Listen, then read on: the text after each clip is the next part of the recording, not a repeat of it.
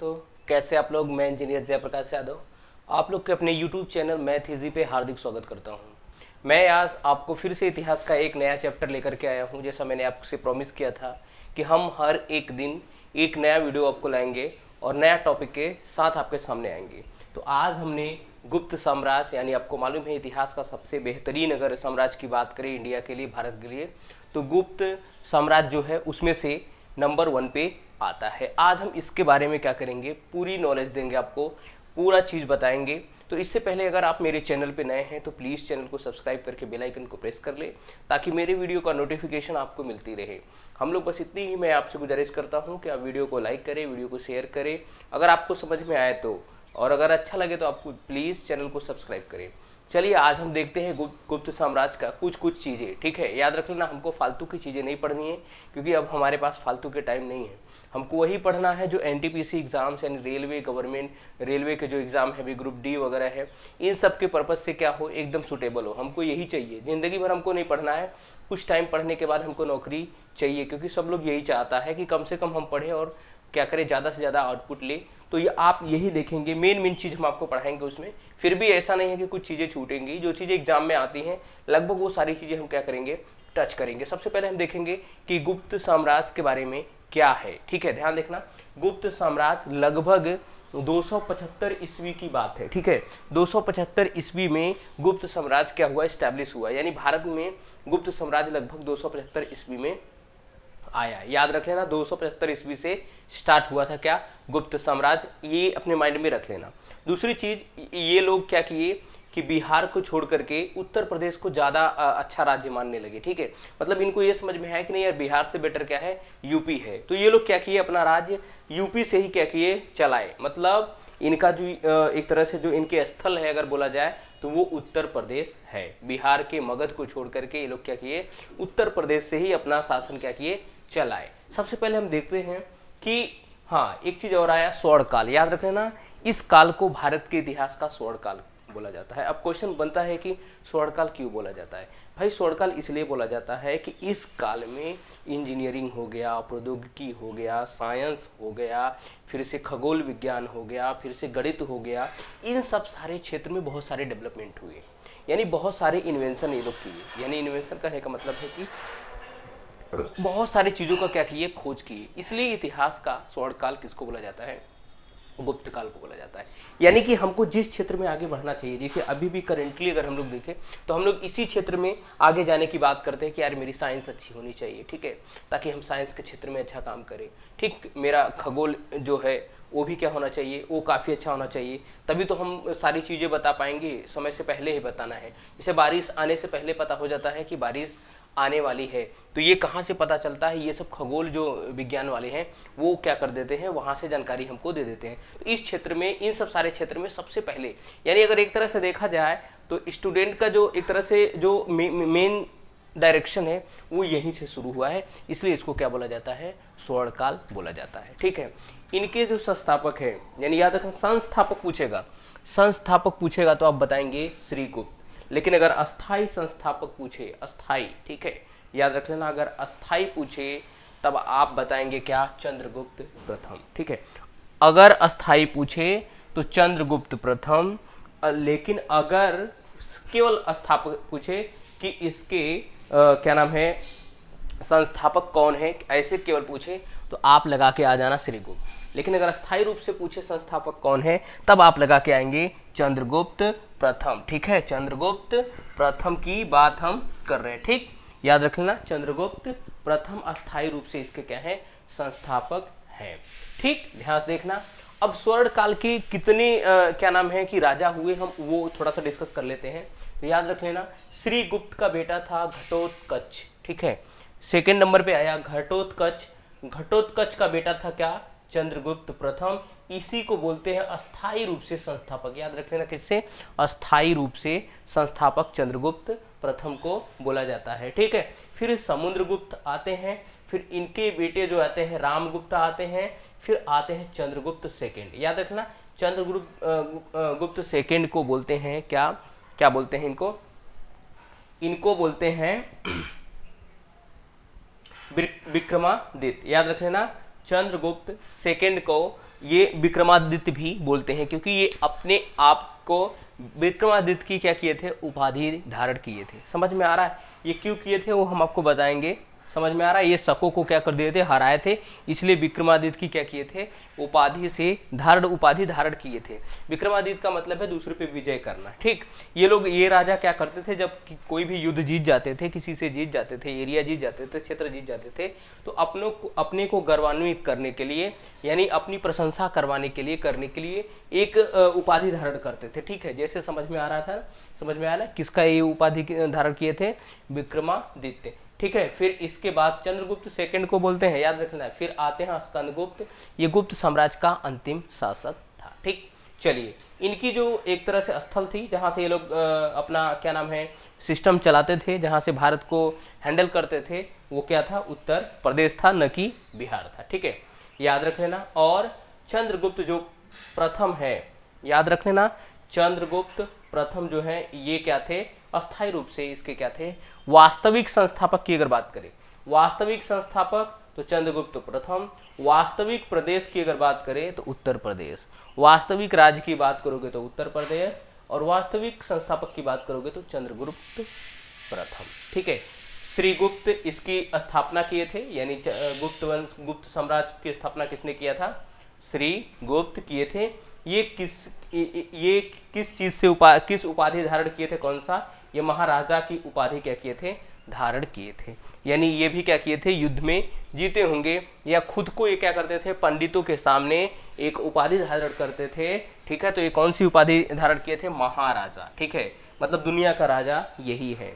इनका बेटा, इनके बेटे का नाम था, इनका पुत्र था क्या, घटोत्कच, यानी घटोत्कच इनका क्या था, बेटा था। अब जब ये हटते हैं, यानी इनके खत्म होने के बाद कौन आता है, इनका पुत्र अधिकारी बनता है। ठीक है, यानी जेनेटिक चीजें इनकी चल रही है। ठीक, जनरेशन वाइज ही चल रही है, बेटा ही क्या बन रहा है, राजा बन रहा है। तो श्रीगुप्त का बेटा, यानी श्रीगुप्त का जो उत्तराधिकारी बना उनके हटने के बाद, उनका बेटा घटोत्कच जो है वो क्या बनता है, राजा बनता है। ये भी अपनी उपाधि किससे धारण किया है, इसकी उपाधि कौन सी उपाधि धारण किया, महाराजा की उपाधि धारण किया। ठीक है, गुप्त वंश जो है ये इतना अच्छा था, यानी बहुत बलशाली था, पावरफुल था। ठीक है, ये किसी बुक में ये भी लिखा है, गुप्त वंश की जगह पे घटोत्कच वंश भी जिक्र किया गया है। ठीक है, तो आप ये नहीं, अगर कोई पूछेगा घटोत्कच वंश कौन सा है, तब भी आप बोलेंगे गुप्त वंश का ही, क्योंकि गुप्त वंश का ही ये बंदा है। ठीक, अब कह रहा है आया कौन, इनका बेटा आया चंद्रगुप्त प्रथम। याद रखना, चंद्रगुप्त प्रथम घटोत्कच का क्या था, बेटा था। तो इसका क्या हुआ कि कहने का मतलब है कि एक तरह से उत्तराधिकारी, यानी कि घटोत्कच का उत्तराधिकारी उसका बेटा चंद्रगुप्त प्रथम। बहुत बंदे क्या करते हैं, गुप्त साम्राज्य का क्या नाम है, कि अगर संस्थापक पूछता है तो समुद्रगुप्त मानते हैं। याद रखना, समुद्रगुप्त जो है इसका बेटा था। ठीक है, याद रखना, इसका बेटा समुद्रगुप्त था। समुद्रगुप्त तीसरे नंबर पे था, अब तीसरे नंबर पे, चौथे नंबर पे था, उसको कैसे बोल सकते हो।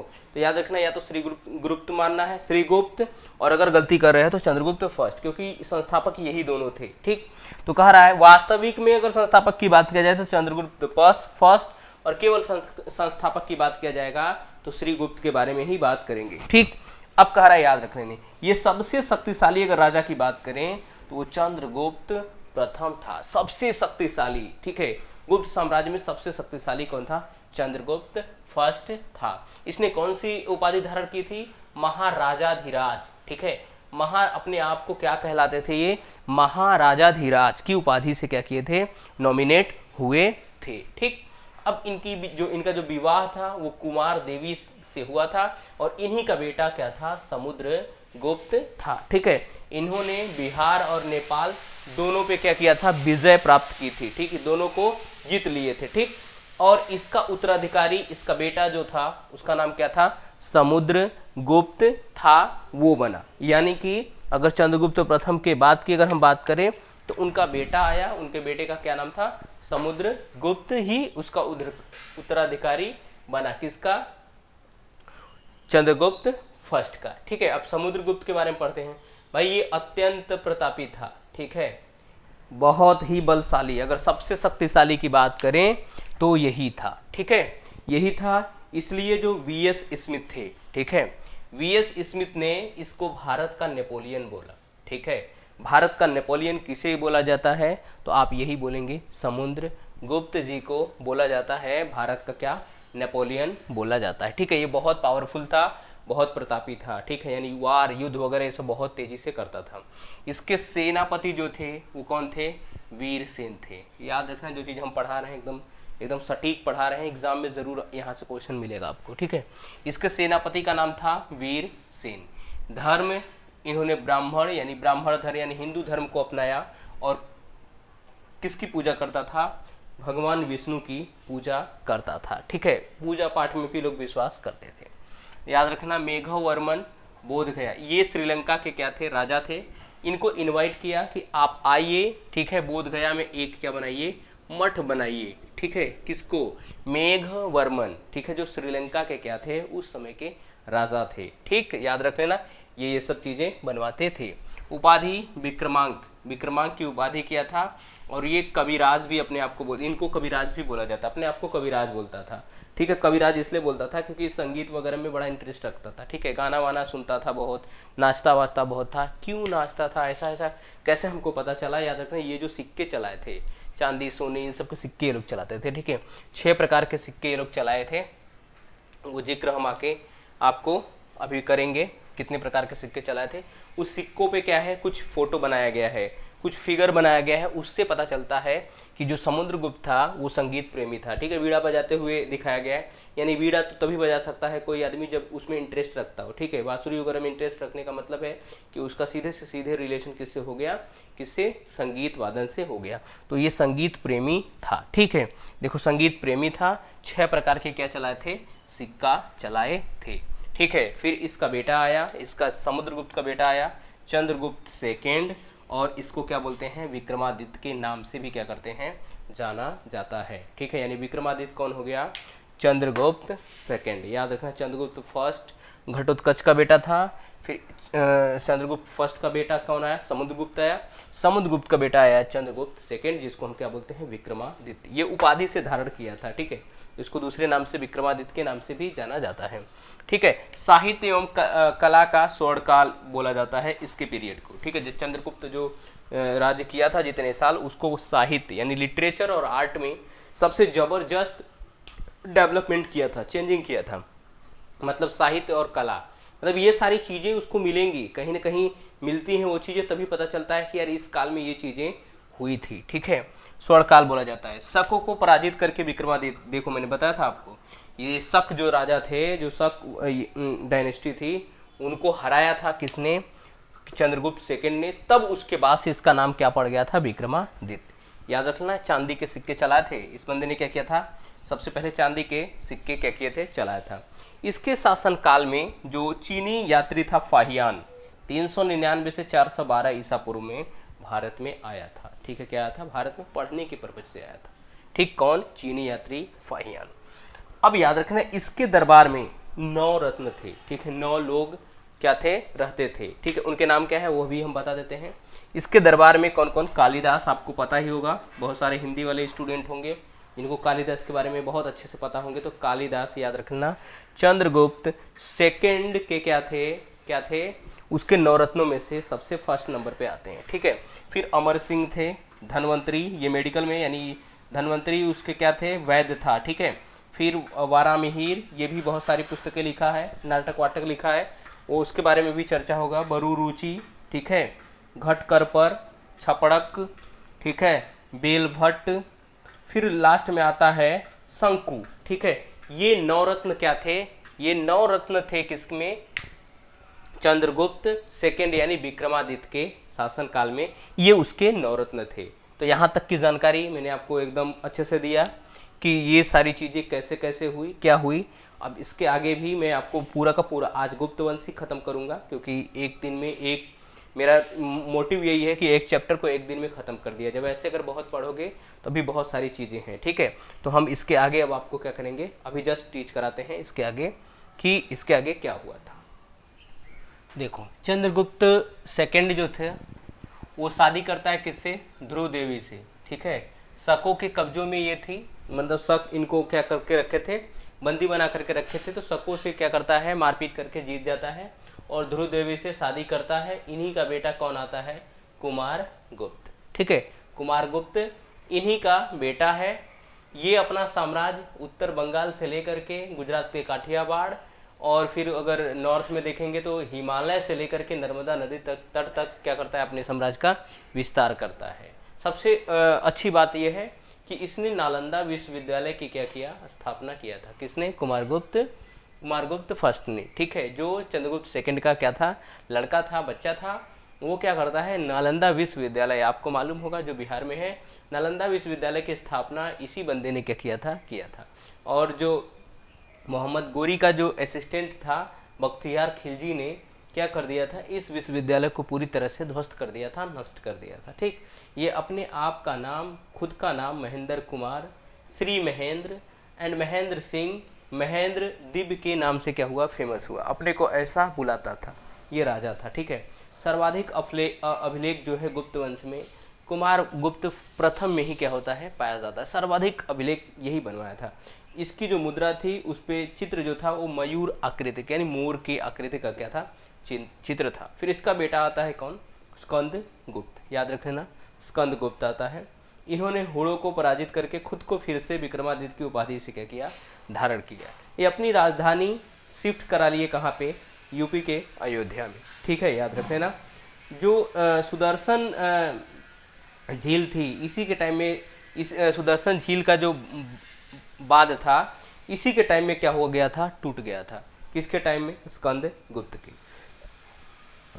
चीनी शासक सम्राट सांग के दरबार में सबसे पहले इसने ही क्या भेजा था, दूत भेजा था, राजदूत इसने ही क्या किया था, चीनी दरबार में भेजा था। ठीक है, ध्यान से देखना। फिर आता है कौन, पुरुगुप्त।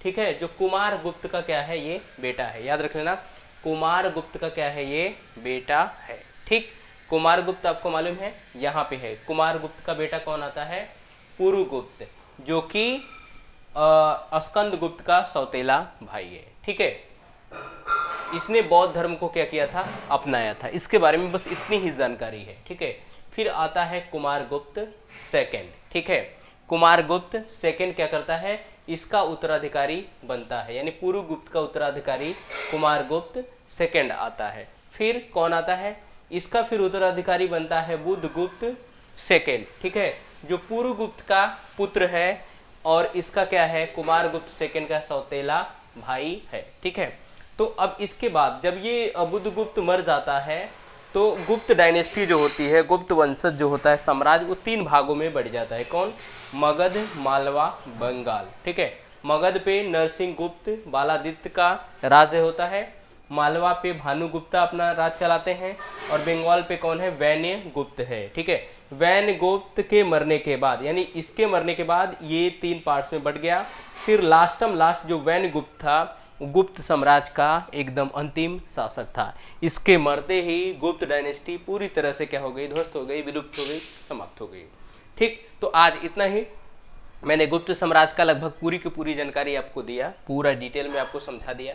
इससे बाहर से कुछ आने वाला नहीं है, बस आप इस वीडियो को देखते रहें, समझते रहें।